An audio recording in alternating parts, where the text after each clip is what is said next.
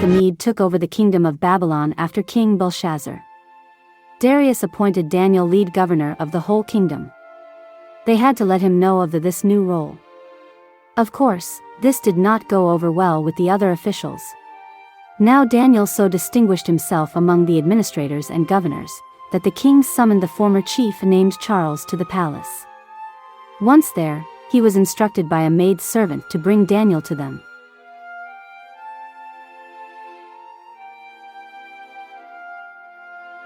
The other governors became very jealous of Daniel. Why was this young man being given special treatment with the king? One night, they came up with a plan. Let's find grounds for charges against Daniel. But they were unable to come up with any corruption in him because he had proven himself trustworthy. Then someone suggested that in order to find any charges against Daniel, it would have to do with the law of his God. So Charles the governor and 4 other officials asked to approach the king. They were granted permission and then presented their idea to him. They had created an edict or law that was written on a scroll.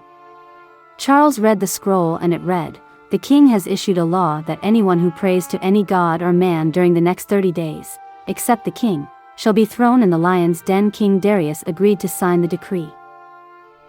However, the king was very angry because he really liked Daniel. He let governors know that he was upset about the new law. He asked them to leave his presence.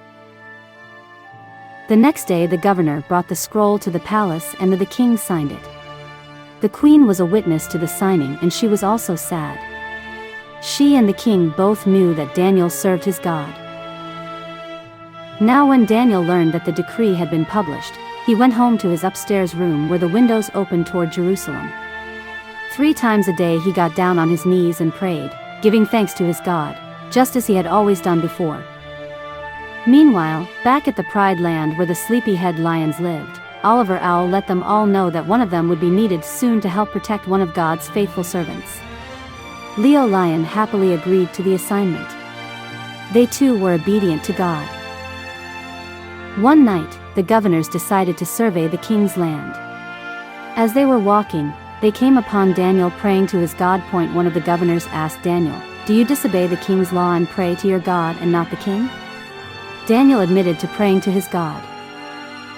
The king was greatly distressed at the scene. He screamed into the den, "Daniel, I hope that the God that you serve will deliver you from the lions." A stone was brought and placed over the mouth of the den, and the king sealed it with his own signet ring and with the rings of his nobles, so that Daniel's situation might not be changed. The king returned to his palace and spent the night without eating and without entertainment being brought to him, and he did not sleep. The angel of the Lord appeared, and the lion was there to fall asleep as the angel had commanded him. The angel also shut the lion's mouth tight. Daniel was not harmed. The next morning King Darius got up at dawn. He hurried to the lion's den. He was worried and called out Daniel's name and said, "Daniel, servant of the living God, has your God that you always worship been able to save you from the lions?" Daniel answered, "My king live forever. My God sent his angel to close the lion's mouth. It has not harmed me, because my God knows that I am innocent. I never did anything wrong to my king." King Darius was very happy. So he told his servants to lift Daniel out of the lion's den. They lifted him out and did not find any injury on him. The governors who had accused Daniel were then thrown into the lion's den. Daniel was invited back to the palace. The king rewarded him with great riches. The town crier then announced a new law. It said, "To all the people and all nations who speak every language, this law is for people in every part of my kingdom. All of you must fear and respect the God of Daniel. Daniel's God is the living God. He lives forever. His kingdom will never be destroyed. His rule will never end." Oliver Owl later reported back to the Pride Land and told them how obedient Leo Lion was in saving Daniel before the king of Babylon.